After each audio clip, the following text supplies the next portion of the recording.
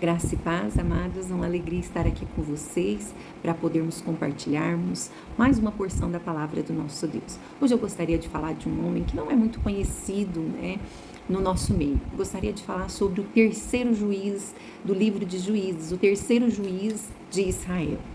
Esse homem, esse terceiro juiz de Israel, ele não é conhecido de muitas pessoas, Ele não ganhou a fama como Gideão, como Sansão, mas a Bíblia vai falar a respeito dele. Nós temos 2 versículos apenas na palavra de Deus que fala a respeito desse juiz. Eu gostaria que você abrisse a sua Bíblia no livro de Juízes, capítulo 3, versículo 31.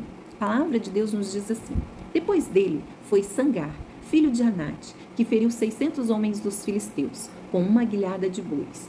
E também ele libertou a Israel.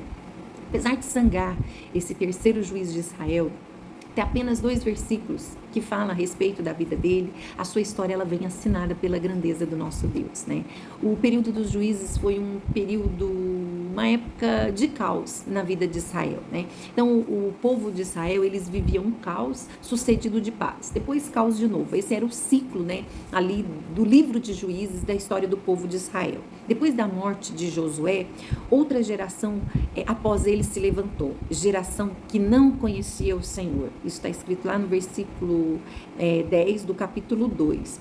E os filhos de Israel faziam o que era mal perante o Senhor. Vários versículos do livro de Juízes vão começar. Os filhos de Israel fizeram o que era mal perante o Senhor. O que acontecia quando o povo de Israel fazia o que era mal perante o Senhor?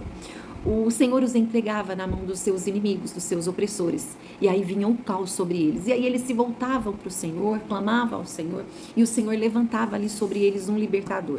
Naquela época não havia verdade absoluta, Eles ficaram sem diretrizes após a morte de Josué. E cada um fazia o que parecia certo aos seus próprios olhos. O livro de Juízes vai terminar, com esse versículo. Se abrirmos a nossa Bíblia lá em Juízes 21, versículo 25 vai dizer assim, capítulo 21, versículo 25. Naqueles dias não havia rei em Israel e cada um fazia o que achava mais reto. É isso que a palavra de Deus vai nos dizer. Mas na época desse terceiro juiz de Israel, cessaram as caravanas. Ninguém mais podia passar pelas estradas. As pessoas precisavam buscar um caminho alternativo. Por quê? Porque a violência dominava de tal maneira que ninguém ousava viajar, porque os homens maus ficavam ali no caminho dos viajantes à espreita, esperando eles para eles roubarem, E as pessoas tinham que buscar um caminho alternativo.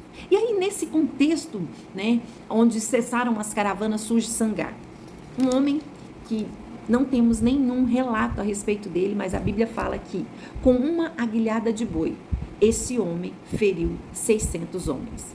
Embora as escrituras não se aprofundem nos detalhes sobre a vida, mas ela traz aqui que ele usou uma aguilhada de boi. O que é uma aguilhada de boi? Aguilhada de boi é uma vara comprida, com um ferrão na ponta, que era usada para conduzir os bois. Sangar, não sabemos se ele era militar, não sabemos se ele era um guerreiro, que tipo de pessoa ele era, porque a Bíblia não nos relata isso, mas a Bíblia nos relata que Sangar, ele assumiu uma responsabilidade diante do seu povo. E com uma aguilhada de boi, ele feriu 600 homens e a Bíblia vai nos dizer, e ele libertou Israel. Este homem, ele não esperou, que a situação ficasse favorável para ele fazer algo em prol do povo de Israel. Ele não esperou ser juiz para fazer algo, Mas ele simplesmente assumiu a responsabilidade para com o seu tempo. E trouxe a libertação ali para o povo de Israel. E o que eu aprendo com a lição desse homem? O que eu aprendo com essa história? Que às vezes nós damos tantas desculpas, nós ficamos arrumando tantas desculpas para não fazer nada, para ficar na nossa zona de conforto, nós damos tantas desculpas esperando que outros façam. E esse não foi o caso de Sangar. Sangar, ele não deu desculpa. E essa é uma coisa que nós precisamos aprender com Sangar. Nós precisamos parar de dar desculpa. O mundo está clamando pela revelação dos filhos de Deus. O mundo está clamando por libertação. E eu e você, nós somos a resposta para esse povo.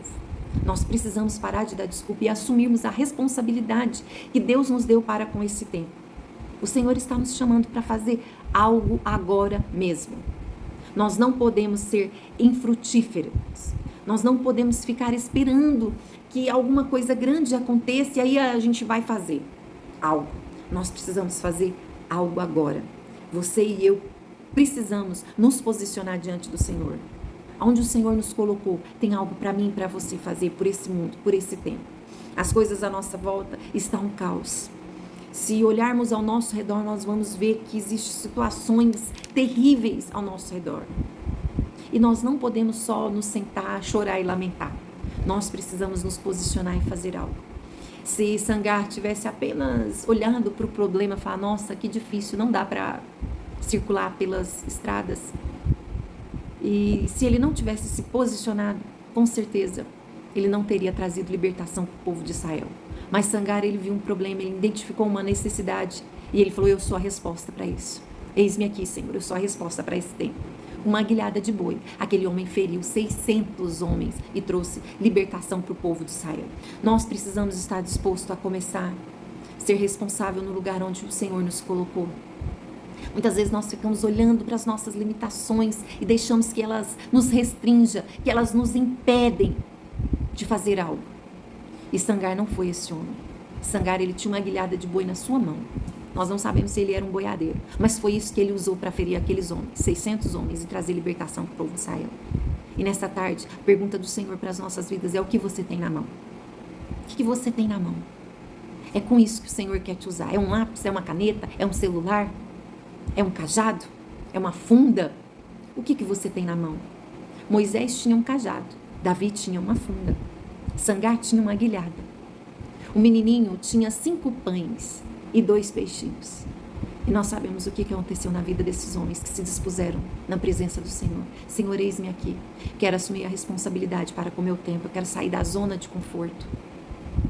O Senhor tem um chamado para cada um de nós, para esse tempo, para assumirmos uma responsabilidade. Que eu e você possamos ser a resposta para esse tempo. Que o Senhor nos abençoe e que, assim como Sangar, nós possamos escrever uma história assinada pela grandeza de Deus através da nossa vida. Que o Senhor te abençoe e te use com poder e graça. A única coisa que nós precisamos é nos posicionar. Senhor, eis-me aqui. Envia-me a mim. Deus abençoe. Um forte abraço. Que essa palavra possa falar ao teu coração, iluminar os olhos do seu entendimento.